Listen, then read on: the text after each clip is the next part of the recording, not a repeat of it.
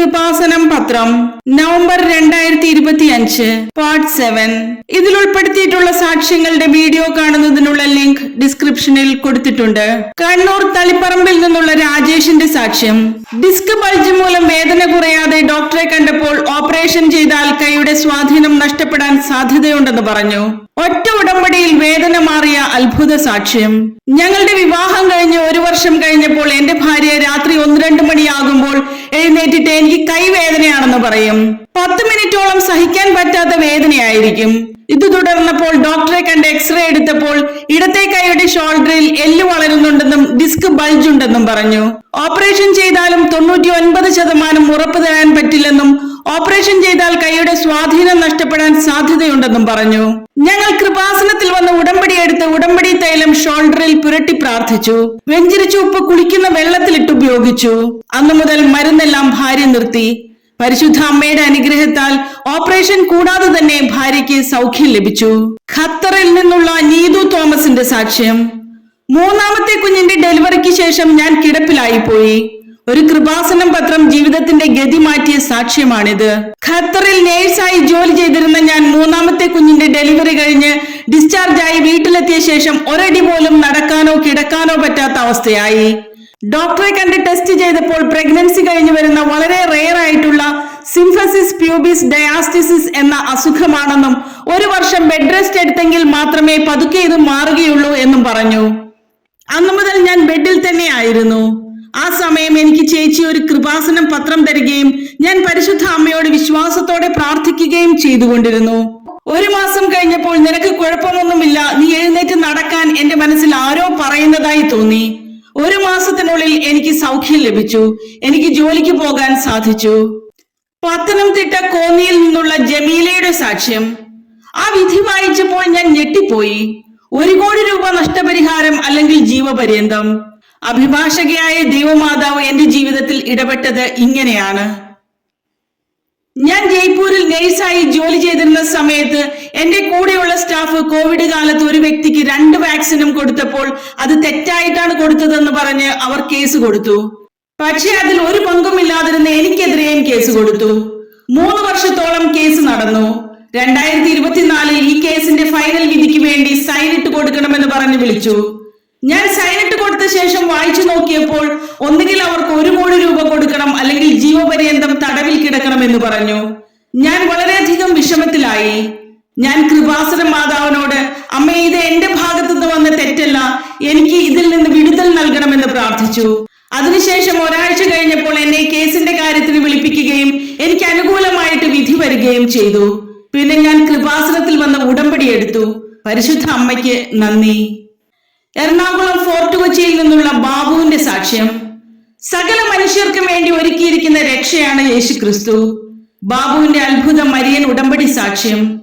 ഞാൻ മദ്യപിച്ച് വീട്ടിൽ പ്രശ്നങ്ങൾ ഉണ്ടാക്കുന്ന ആളായിരുന്നു. ഇതിനിടയിൽ എന്റെ ഭാര്യയുടെ ദേഹത്ത് ഒരു മരം വീണ് വലിയൊരു അപകടമുണ്ടായി. അങ്ങനെ ഞാൻ കൃപാസനത്തിൽ വന്ന് ഉടമ്പടി എടുത്ത് പ്രാർത്ഥിച്ചു.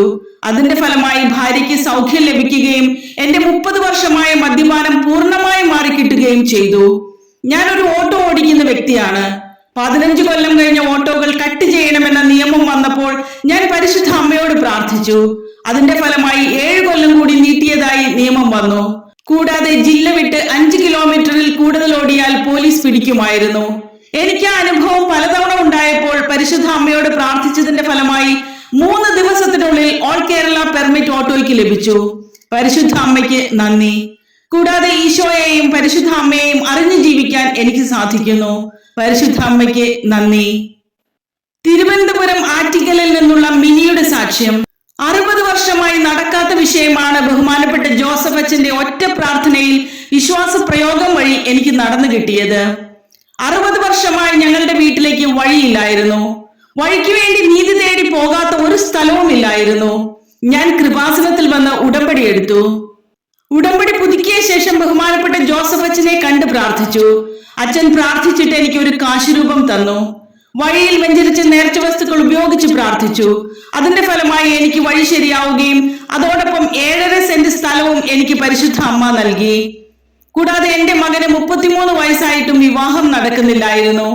കാര്യം മകൻ അടിപിടിയും അക്രമവും മദ്യപാനവുമായിട്ട് നടക്കുകയായിരുന്നു. ഞാൻ ഉടമ്പടിയിൽ നിയോഗം വെച്ച് പ്രാർത്ഥിച്ചതിന്റെ ഫലമായി മകന് നല്ലൊരു ആലോചന വരികയും 10 ദിവസത്തിനുള്ളിൽ വിവാഹം നടക്കുകയും ചെയ്തു. തൃശൂരിൽ നിന്നുള്ള ജസ്നയുടെ സാക്ഷ്യം. മിഠായി കഴിക്കുന്നത് പോലെയാണ് ഞാൻ ഗുളിക കഴിച്ചുകൊണ്ടിരുന്നത്. ഉടമ്പടി നേർച്ച വസ്തുക്കൾ ഉപയോഗിച്ചത് വഴി എനിക്ക് കിട്ടിയത് പൂർണ്ണ സൗഖ്യമാണ്. എനിക്ക് ചെറുപ്പം മുതൽ ശ്വാസം മുട്ടലും ചുമയും ഉണ്ടായിരുന്നു.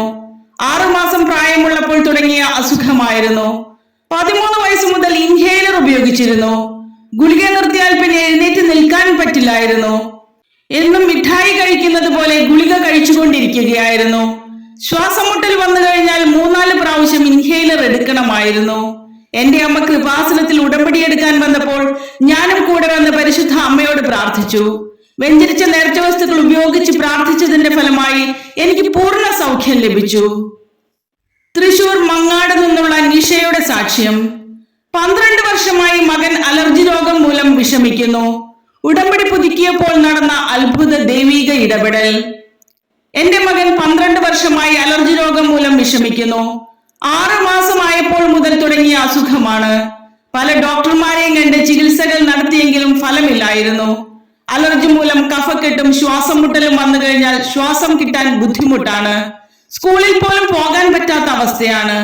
ഇൻഹേലർ ഉപയോഗിച്ചുകൊണ്ടിരുന്നു. ഞാൻ കൃപാസനത്തിൽ വന്ന് ഉടമ്പടി എടുത്ത് പ്രാർത്ഥിച്ചതിന്റെ ഫലമായി മകന് പൂർണ്ണ സൗഖ്യം കിട്ടി. കൂടാതെ 10ാം ക്ലാസ്സിൽ പഠിക്കുന്ന എന്റെ മകൻ ഉടമ്പടിയിൽ നിയോഗം വെച്ചതിന്റെ ഫലമായി 81% മാർക്കോടെ പാസ്സായി. കണ്ണൂർ ചെറുപുഴയിൽ നിന്നുള്ള സിറിലിന്റെ സാക്ഷ്യം.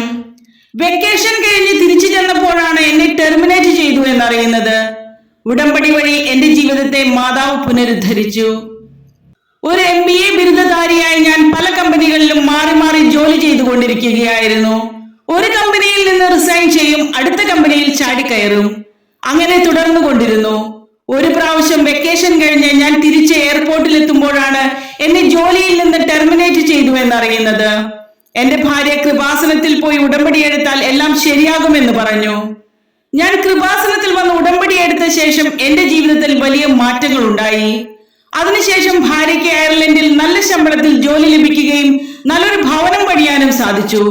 കൂടാതെ ജിമ്മിൽ സ്ഥിരമായി പോകുമായിരുന്ന ഞാൻ ഓവറായി വെയിറ്റ് ലിഫ്റ്റ് ചെയ്തതിന്റെ ഫലമായി എന്റെ ഡിസ്ക് ബൾജ് ചെയ്ത് ജോലിയൊന്നും ചെയ്യാൻ പറ്റാതായി. ഡോക്ടറെ കണ്ടപ്പോൾ സർജറി ചെയ്യാതെ മാറില്ലെന്ന് പറഞ്ഞു. ഞാൻ ബഹുമാനപ്പെട്ട ജോസഫ് അച്ഛനെ കണ്ടു. അച്ഛൻ തൈലം പൂശി പ്രാർത്ഥിച്ചതിന്റെ ഫലമായി ഓപ്പറേഷൻ കൂടാതെ സൗഖ്യം ലഭിച്ചു. ആലപ്പുഴയിൽ നിന്നുള്ള ലീല സുകുമാരന്റെ സാക്ഷ്യം. കടം കയറി വീട് വിൽക്കാൻ നോക്കിയപ്പോഴാണ് പുരയിടം നിലമാണ് എന്നറിയുന്നത്. ആത്മഹത്യയെക്കുറിച്ച് ചിന്തിച്ച സമയം ഉടമ്പടി എന്നെ തുണച്ചത് ഇങ്ങനെയാണ്. ഞങ്ങൾക്ക് കടബാധ്യതകൾ തീർക്കുന്നതിന് വേണ്ടി വീട് വിറ്റ് എഴുത്തുകുത്തിന് ചെന്നപ്പോൾ സ്ഥലം നിലമായിട്ട് കിടക്കുകയാണ്, എഴുത്തുകുത്ത് നടത്താൻ പറ്റില്ലെന്ന് പറഞ്ഞു.